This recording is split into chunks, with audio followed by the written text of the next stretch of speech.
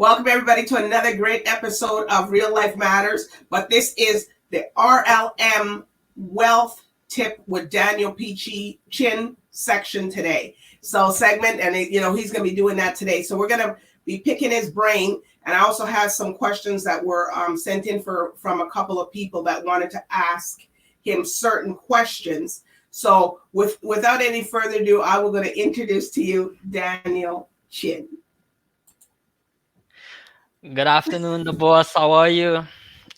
And I'm good. everyone. I'm good. I tell you, man, we got time now to sit home and think about more things to do because of this lockdown. Yep, order. 28 days, and it will pass by very quickly. Well, today we're going to talk about. You got your old Tim Hortons cup. Tim Hortons, you got to pay us. Yes. For advertising all over the curb. That's for people that don't know. Tim Hortons is a big brand that everybody gets coffee. I believe they're in America as well. They are, right? Yep. Okay. No, that's good that they're there. But anyways, we're going to be talking today about, of course, investments. And we're going to list out all the risks, and let's brainstorm all the risks to investments. And Daniel Chin is going to brainstorm. Of course, I got some questions from some people that sent in some questions and stuff like that so we're going to pick your brain today, Daniel. Well, pick as much as possible, the boss. They only can get it for free in this interview. Because I charge for consultation. Oh, okay. You charge for consultation, and if you want to hire him for speaking engagements, you can also do that. Yeah. But anyways, the first question is coming from Brian, and Brian wants to know how can people deal with losing money on a deal or an investment? Like, suppose they went in already, they invest, and then they're like, oh my, and then you come to them and tell them, you lost money. So what I find, the boss, is when you're already got yourself into the whole mess and you are just in a money pit, or you are just losing money by the month if it's real estate, and you have to carry the cost of monthly mortgage, property taxes, insurance, and the utilities. If a property is just still not completed in renovation and you're losing money, the difficult thing for all business entrepreneurs or even investors is to be able to pull the plug and to take a small loss and make it back up in the next deal. And when you have invested a lot of time, energy, effort, I get it, and it's like it's your baby, but if it's not going anywhere and it's going to be a failed venture or investment, then you have to really see it for yourself to just to absorb the loss, absorb the failure, learn greatly from it, and do better in the next deal. So Brian wants to know also and Brian, we know you're watching because you're gonna want to ask. So he wanted to know, like, okay, you have a property, everybody gets excited because maybe they bought a property that they can renovate, do the renovations. So he wants to know, how do you, because sometimes these all contractors sometimes are not up to snuff, and they're not up to, some of them are not legit. Some of them take your money and then they run off, maybe to the Caribbean or somewhere with your money. So how would you advise somebody how to do that when they get their property? When such that they avoid those mistakes? Yeah. Like, suppose they give the money to the contractor. Suppose the renovations are maybe $80,000 or $90,000. So how do you suggest them to, like, if they have their money and stuff invested, how would you tell them on how not to give all the money, or what to do, how to tell these people? Because sometimes people give their money for their renovations, which and then next they'll hear the contractor never shows up. He's gone somewhere. Yep. So it happens all the time. I experienced it very early on when I started doing renovation, and it's a lot of the, let's just say, the crap, and lost all the money. And you know what, the lesson learned is it makes a big difference when you deal with a good contractor versus a bad contractor. And you have to make that, so go with your intuition, like what I wrote in the Manifested Millionaire book. Is you have to know to yourself, is that person has integrity? What's the person's track record? And is that someone who, you know, would genuinely do the right thing and do good work for you? So if that person, you can smell it, it's a bit fishy, and the person is gonna stiff you. And because I can tell you, some of these contractors, they talk really nice, all nice in the beginning, but when it comes times to following through with what they gotta do, not everyone does what they say they will do, the boss. So, you know, 2 weeks later, you might still be hoping and praying that the contractor is gonna come back, but you know, I wouldn't Or bet. hire Daniel Chin Properties to do it for you. You can hire, yep, you can hire me as well, but you have to be careful. And what I always say, if you know what you're doing, you'll make money in the business. If you don't know what you're doing, you'll lose money in the business. And always deal with the right people. Okay, so like for people that are new investors, because Brian, you know, because he wants to invest, he said, because he's heard so many people these guys just come in, they say they know how to do, okay, they come in and then they do part, the floor is partly finished and some of it's not. And then of course you're waiting for your investment and your stuff. And then the guys don't even show up to finish the part that they were supposed to finish in the first place. So how do you know, I know it's crazy, you know, because people do that. It's very bad. Yep. So the three things, the three screening questions which you must always ask is the person competent? Is the person reliable? Is the person honest? And if it ticks all those three boxes, then likely it could be a good person to work with. And of course, get a feel out of the person when you meet them, and be able to get a sense, is this someone who you can work with?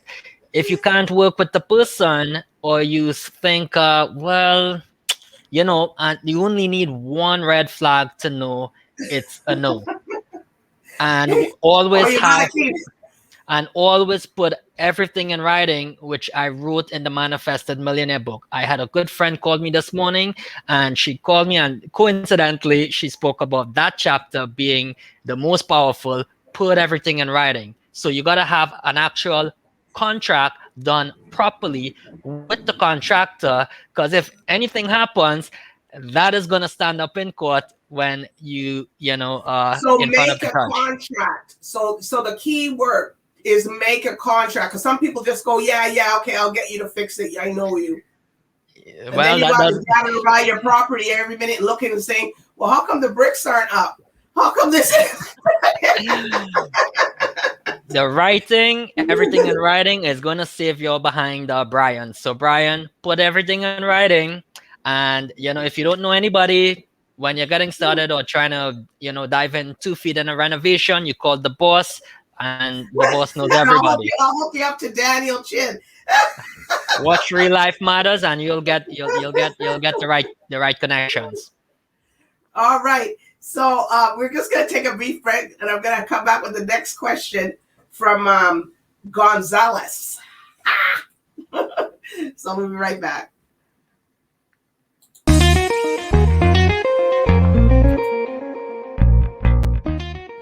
Welcome to Real Life Matters. I'm your host, DBoss. Real Life Matters is a power-packed, inspired program that brings you real people with real matters. If you are a company, brand, or artist, we will take you to the next level.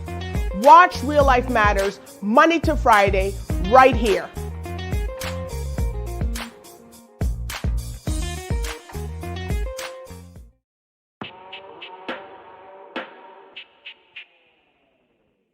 Looking for a TV show that brings you a raw, uncut, unbiased opinion?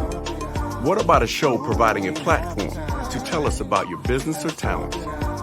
Tune in to Talk It Out, Monday through Friday, hosted by Chill of Come Clean Empire and his co-host, DBoss, where we bring you not just a TV show, but a TV experience.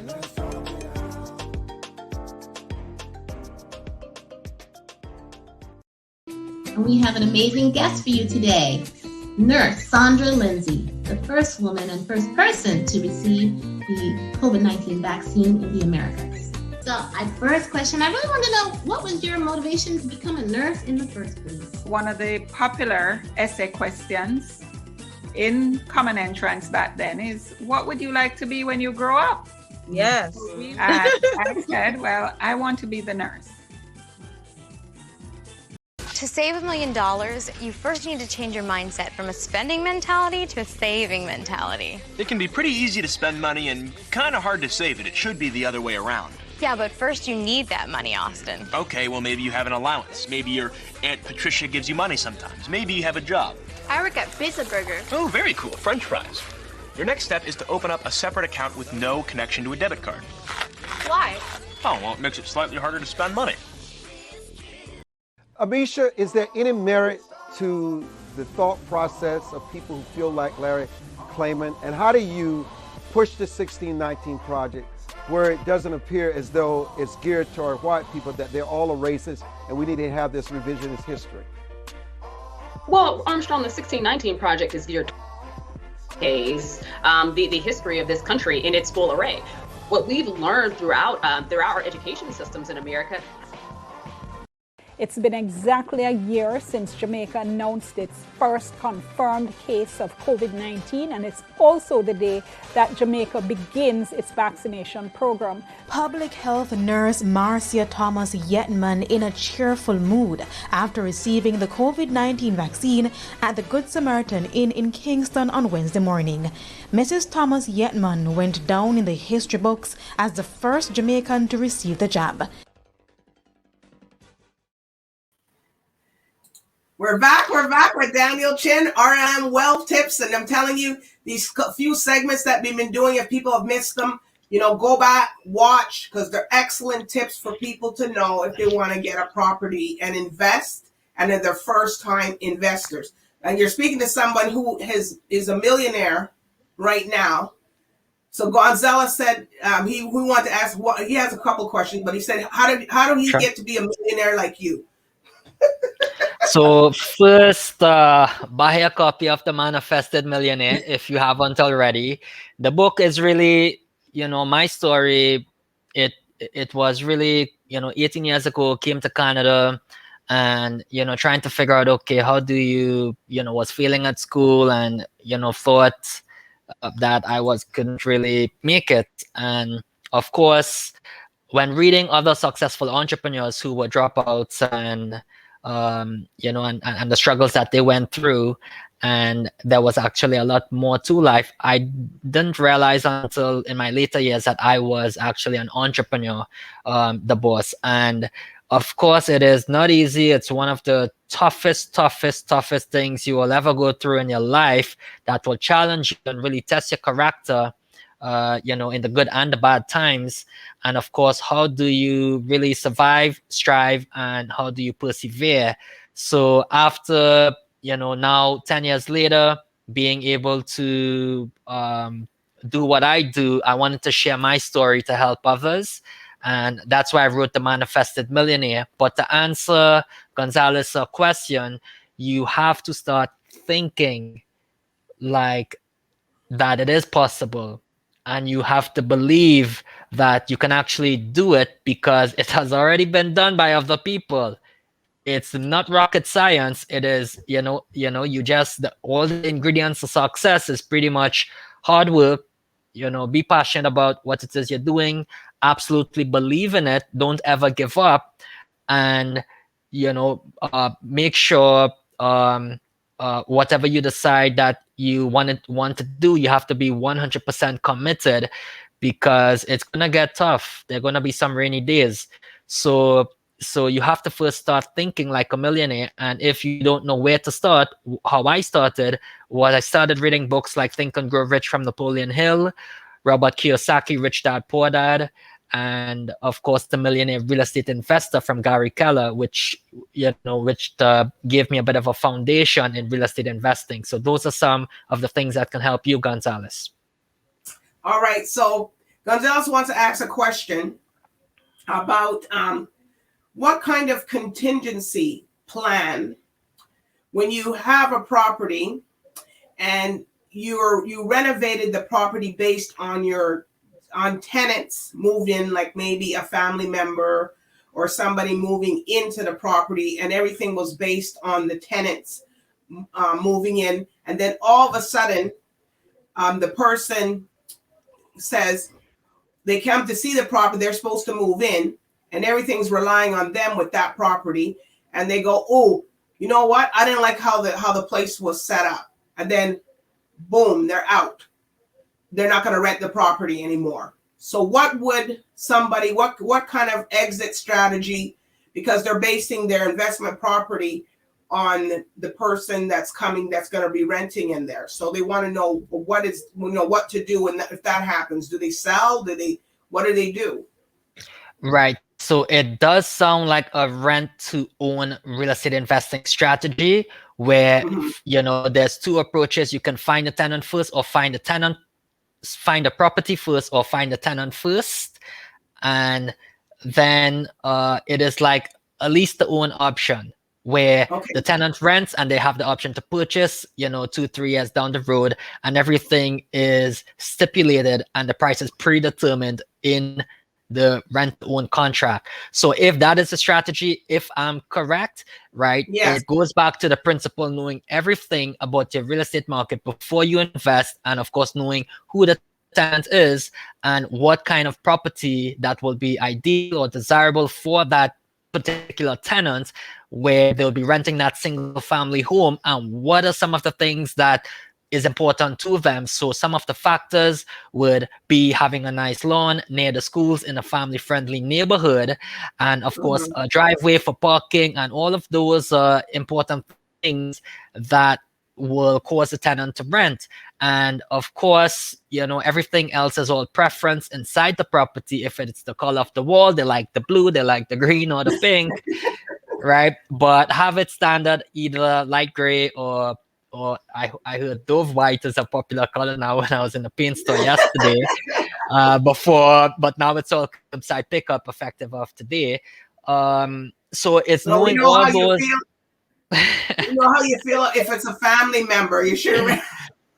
It's what's important to the family. So to answer your question, Gonzalez, always put yourself in the tenant's shoes, and you will find answers to all your questions when it comes to design and renovation, because you aren't paying the rent. It's the tenants who are paying the rent, and they are the paying customers. So make sure they're extremely happy. You got to satisfy them. He's asking me in my ear. He goes, what about an AR&B? Those things. What do you think about that? So Airbnb is a different, that falls under all the company policies with Airbnb, and it's like short-term rentals. If that's the game Gonzalez wants to play, the short-term game, where these rooms are rented on the weekends, by the day, or, etc. But it's a contract between you and Airbnb. That is the middle person who rent out these places, and they just take the percent off the top and you get the rest, and they are able to have real estate rentals without even owning real estate. And of course it's $1 billion business, but your signed contract is not enforceable through the landlord-tenant board in the event that a tenant misbehaves or violates any residential tenancies in the act. Then you would have to, it doesn't fall within the landlord-tenant board rules. Okay. So something to think about if you want to go Airbnb or you want to just do a rental. Well, would you do it? Would you do an Airbnb or not really? So I've never done Airbnb, but I have had friends who have done it, and I can tell you, in previous years around December, January, when they had vacancies and no one was renting, in those periods, that is zero rental income. So I like the long-term tenancy where they, rent for 12 months and you have rental income coming in every month on the first day for 12 months, and then they renew, because all of my, residents, they renew 99.99% of the time for another 12 months in year 2 and also in year 3. So that is stable rental income, and that's going to help you through the COVID-19 times, Gonzalez. Well, when we come back, we're going to take a break. But when we come back, we're going to come back and get some questions from Suzette. She has something she wants to ask you. So we'll be right back. We've all encountered a boy who was a bit more effeminate and dainty than the average boy. We've all at some point met a girl who was a bit more butch, who walked, talked, and dressed just a little bit more like Steve than Eve. Does this mean that he or she has a greater tendency to become a homosexual? Many parents whose children have turned out to be gay admit that their children displayed signs of gender non-conformity before the age of 10.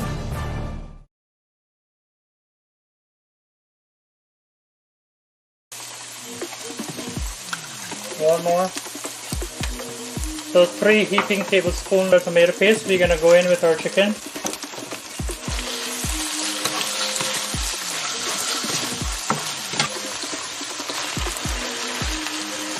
There you go. So you want to give this a good mix now. Make sure your cabbage is coated with everything. I'm John Franklin, CEO of the World Pro Ski Tour and Ski Racing Media, and we're here in Howson Hill for the opening races of the World Pro Ski Tour. This year it's been a little different. Normally we are open and racing by December, but this year with COVID, we've had to jump through a lot of hoops, create COVID protocols, operate in a bubble. We're at Howson Hill to start our season. Howson Hill is actually the oldest operating ski area in America. I'm putting in a drizzle of oil. When the oil heats up, add in the onion. Once it's tender, add in the pepper and the garlic. Next, I'm going to add in the scallions, the curry powder, and the jeera powder, then the green seasoning. Girl, let me wine on you. Girl, let me wine on you. Let me wine on you. Yeah, I'm catching fever, a fever, running on you. Don't wear your body and coiling, girl. I'm not toying with you. I'm a believer, receiver, taking from you. Here's what I wanna do. Girl, let me wine on you. Let me wine on you. Girl, let me wine on you. Push back and let me wine on you. Well, we're back here. We ain't be doing no whining on anything. I gotta get the name of that song, The Boss. It sounds good, though. It's really good, you know. It's really good. I want to put it on too. Oh God! But anyways, I'm telling you, we're back here with Daniel Chin, and I'm telling you, we are doing it here today. These people just, have been flooded in with these questions. So now we have Suzette. Now I know Daniel's gonna like this question because this is how he does his investments. So Suzette wants to know that she wants to invest some properties in an area, but you don't know the neighborhood, and like how would I know if this is a good like a high turnover rate or a good area to rent? And you'll always have renters in that neighborhood. How would you know that? Yes, so very simple, The Boss. Most people, when they want to invest in an area, they do not go to the area and drive around and look around. They just do their research on Google, on the internet, and think they really know. However, I always say real estate is very local. So Suzanne should actually go to the area, drive around, walk up and down different streets and talk to the people. And you will get that information to know what are the rents and what type of renters are in the area, how desirable how attractive, and if there's high rental demand, and if there's opportunity to invest. All right. So what if you go into the area she was asking, and you go into the area and you see a lot of properties that are boarded up? What runs through your mind then? Because when people see that. So the first thing that runs through my mind is, why is it boarded up? And is there opportunity in this street where there's a lot of boarded up properties? And what is the future plans for that street? So I can tell you, for example, where I'm situated, I'm not sure if Suzanne is international or in Canada. She's in Canada. In Canada. So in Hamilton, Ontario, Suzanne, in downtown Hamilton, where the new GO train station, West Harbour GO train station, where the city spent $50 million to build that before the Pan Am Games, and it opened and was operational July 9th, 2015. I remember the date like yesterday. Is prior to 2015, on that whole street of James Street North, all those properties was boarded up, and it was rough. If you look at it today, it's vibrant, lots of new stores, a bit more dispensaries that open up, but you have more restaurants, and it is, eating places going more north to the waterfront. That's $142 million redevelopment. So and as a result, when the new GO train station opened 2015, all property prices, it doubled from 200 to 400 something thousand. And I can tell you today in 2021, they're all around $750,000 to 800,000. So if you ask the question, the next time you see properties that are boarded up, why is it boarded up? Is it an up and coming area? Does the city have future plans to revitalize the area? Is it in a phase of regentrification? And all of that information you can find out from the city hall, or actually just walking down the street and talking to anybody that you see and say, hi, my name is Susan, and I'm looking at this area. I'm very interested. And how long have these properties been boarded up?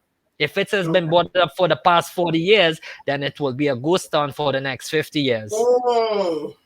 Yeah, because a lot of people probably think, these properties are boarded up. I want to get in there. So I guess the first step is, like you said, is to go down to the city. Yep. And usually, go on. Go ahead.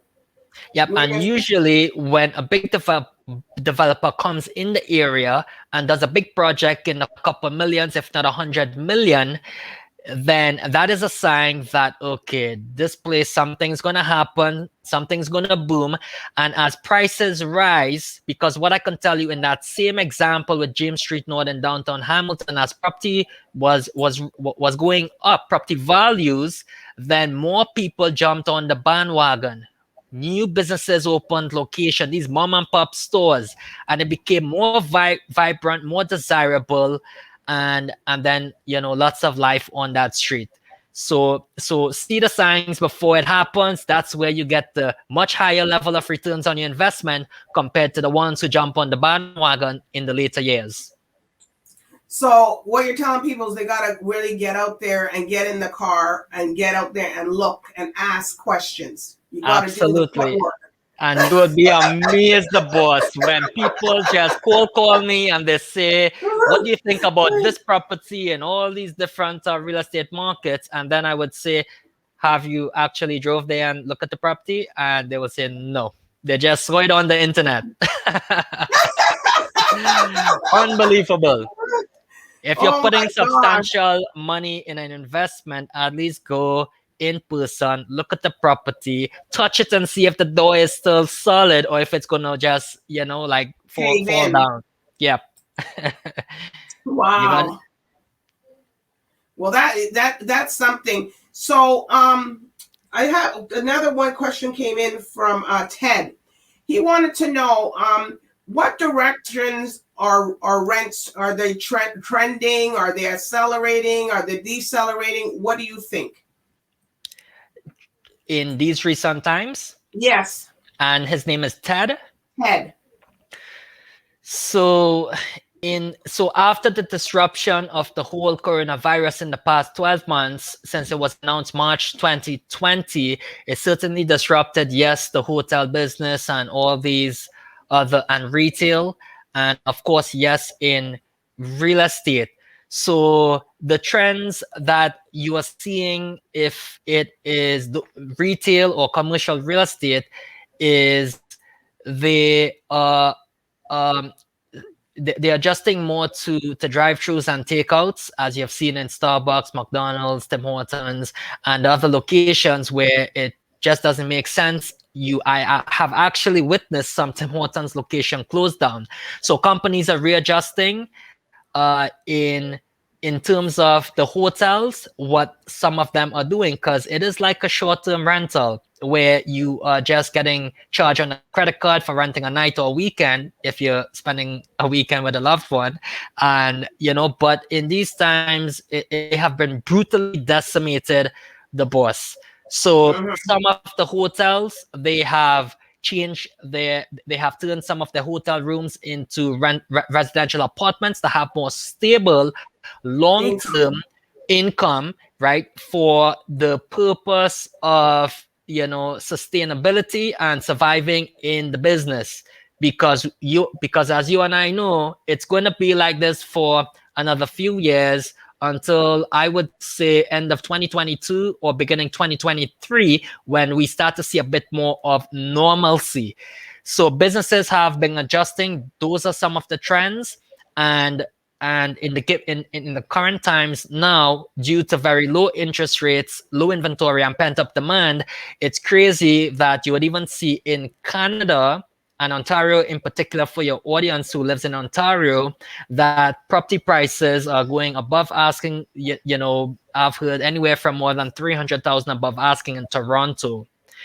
So those are the trends that that are happening. And it is, and hopefully that information will help you to have a more informed decision in investing. And and Ted wants to know, what about the 2% rule on investment? 2%. Is he talking 2% of the actual purchase? In neighborhoods that are too low end. Too low end? There's a 2%. Yeah, there's a 2% rule in investment neighborhoods that are too low end. If the rent, the low prices and high rents are good combination, but he's saying, but be careful of the 2% rule in investing in any neighborhoods that are too low end. That are too low end. So I think what he may be, and he can correct me if I'm wrong, right, Ted, the 2%, what I think you're talking about is when you're doing a quick analysis on the properties, 2% of the purchase price should be the total rental income. And then you can do just a rough calculation if the property will cash flow. Makes sense.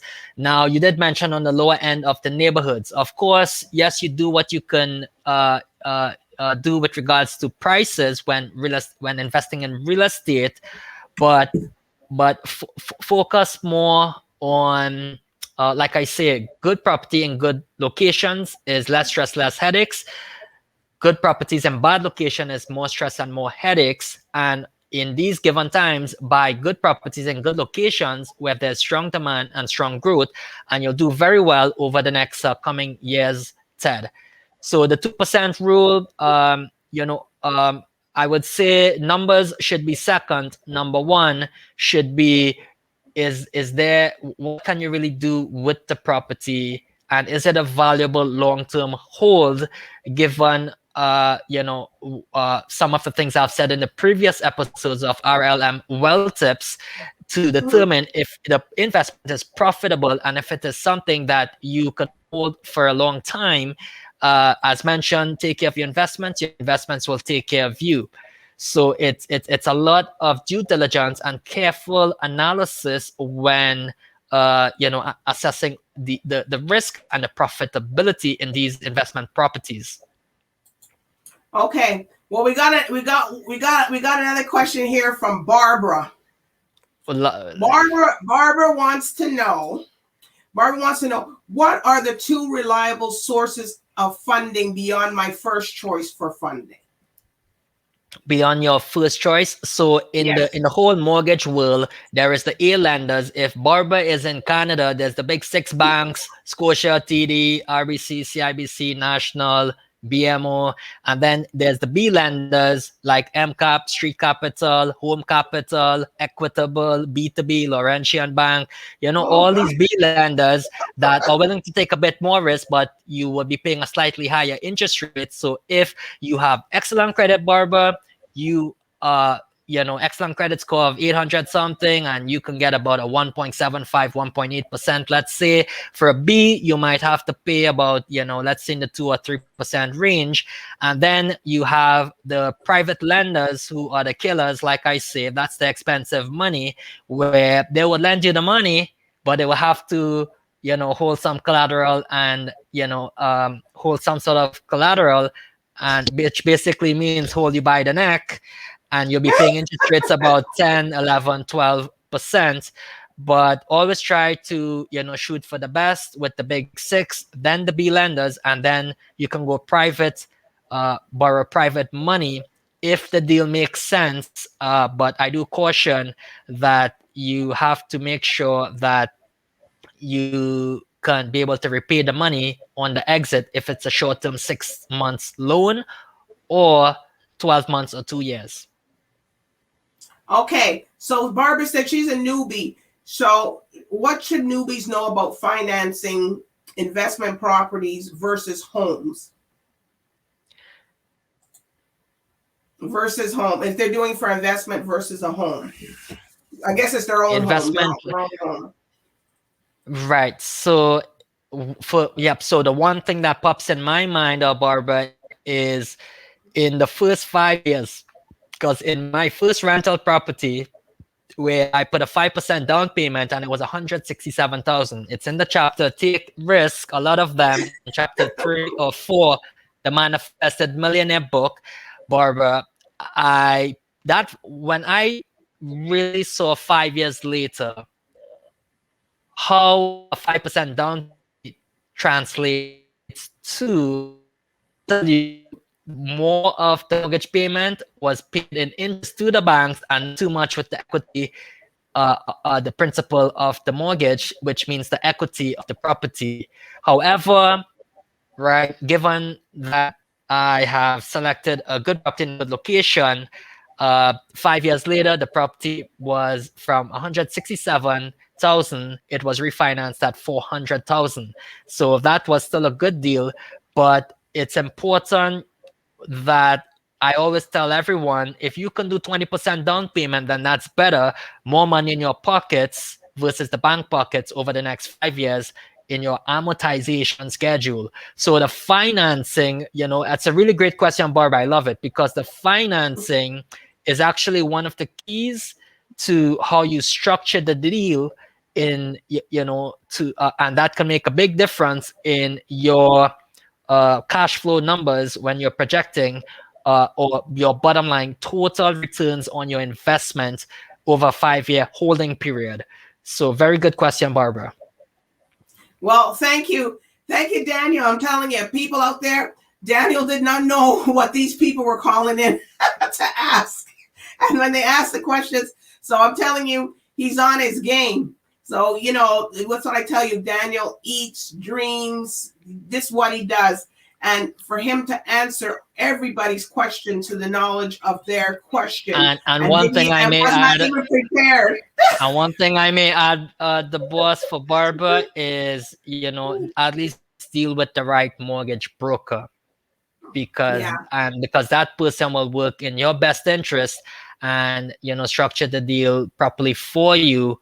Because the first deal, given it's structured properly, that will enable you to get a second property and a third. So dealing with the right people is extremely important. And if you don't know anyone, Barbara, then call the boss. She knows everybody. Or just watch Real Life Matters and you'll be around the right people. Well, Daniel, and also get, if you guys want to know really in depth, purchased Daniel's book, he can show it up to you, and he thank can you. tell you. Yeah, there he is. And he can tell you where I was much younger. I was much more younger in the book cover, the boss. Well, we know. But, you know, he gave some really good tips today for wealth and, you know, a lot of people. So where can people find you if they want to reach you out, they want to get your book? You know, just tell us so that people will know. It's not just investing in Ontario. You know, the general principles, those rules apply everywhere, correct? Yep, absolutely. danielpchin.com. It's, you know, simply my name as, you know, Daniel Pchin, as you see, you know, on the screen, .com, and you'll find me, or just contact the boss and, you know, you'll find me. Or go to Trinidad. Yeah. Or go to TNT. Yep. All right, so everybody, I do want to thank everybody for watching RLM Wealth Tips. We gave you a lot of tips today. We gave you some extra tips in this segment. So, you know, I hope everybody takes some, understands. If they don't fully understand, then they can reach out to Daniel Chin. So I just want to thank all the viewers. Follow us out there. Follow Daniel. You know, you can see on the screen here, so you could follow us. So anyways, I want to thank Daniel for giving some tips, and we're expecting some more from him. So everybody, bye for now.